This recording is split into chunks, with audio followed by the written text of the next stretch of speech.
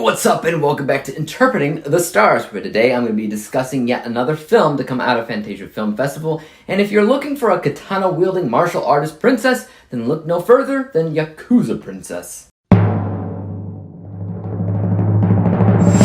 Yakuza Princess follows around a young woman that realizes that a lot of people are after her, and she may need the help of a young man who just so happens to have amnesia to survive. The two of them traverse through Brazil, katana in hand, trying to discover the truth about her past and how that leads to her future. So this is probably one of the bigger releases in all of Fantasia, given how this is magnet releasing, and they're going to be releasing this, by the way, to everybody else on September 3rd, so keep an eye out for that.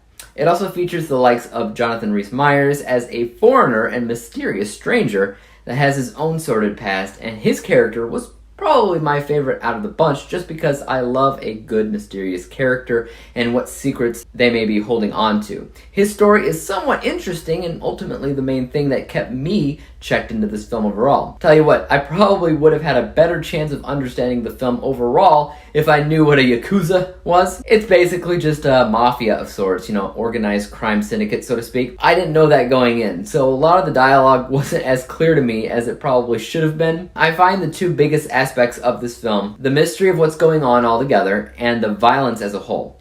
The mystery is okay, but because I didn't fully understand the backstory, I was confused here and there, as it sometimes fell victim to being a tad convoluted at times. The action, or more specifically the violence, was really good. Lots and lots of katana violence where a samurai sword slices through people as if they weren't even there. If that's your kind of thing, I got a movie for you. The rest of the action, when you take away the swords, is jarbled. Jarbled's the best way I can explain it. I felt like we had some really close-up shots of the action with a ton of quick edits to the point where it was kind of hard to see or even understand what was happening in some of those fight sequences. That's kind of rare for a foreign film to run into from my experience. I mean, usually they're 1,000 times better at filming a fight scene than we've ever been able to do, but these fight scenes here were mediocre at best, at least for me, and I feel like a majority of the focus here was on the violence and the mystery of the story.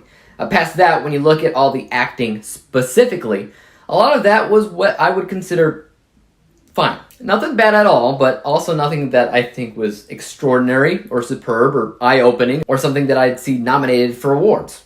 It's fine, and the same can unfortunately be said about a lot of things here. I think the concept of the film was fine, and I especially loved the first act of the movie all around, but for me, it kind of dropped out after that and started to feel a little bit sloppy in its storytelling, which is beyond crazy to me, because on paper, it's a story that should be incredibly simplistic, but it's not. So overall, I can say that I definitely expected more than what I got. It's not the end of the world, and I still feel like it'll work for a lot of other people, but for me, I was left wanting a little bit more.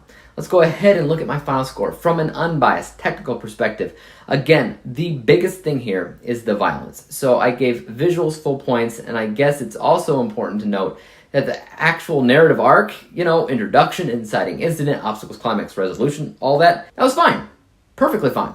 But nearly everything else was neither here nor there for me, or as I used to say in my older reviews, cinematically monotonous. So this score will be better than nothing, but not by much at 64%. My bias score is a little bit lower because I don't think the film was as engaging as I wanted it to be. It was simply edited in a way that I didn't feel like it worked so well. It's also not the worst movie in the world. Not by a long shot. I've seen way worse. I've also seen way better too. This scores 56%, and when we combine the two scores together, we come to the final rating of 60%. 60 out of 100 possible stars, or a C letter grade. Guys, have you seen Yakuza Princess? If you have, let me know your thoughts of it in the comment section down below, and if you haven't seen it yet, are you looking forward to watching it? And as for YouTube, you guys know what to do. Hit that like, subscribe button, and bell to be notified when I come out with my next review. And until then, peace out. Dave examines movies we just watch for fun. Davey is the expert. He is the #1 critic that I go to when I need a movie.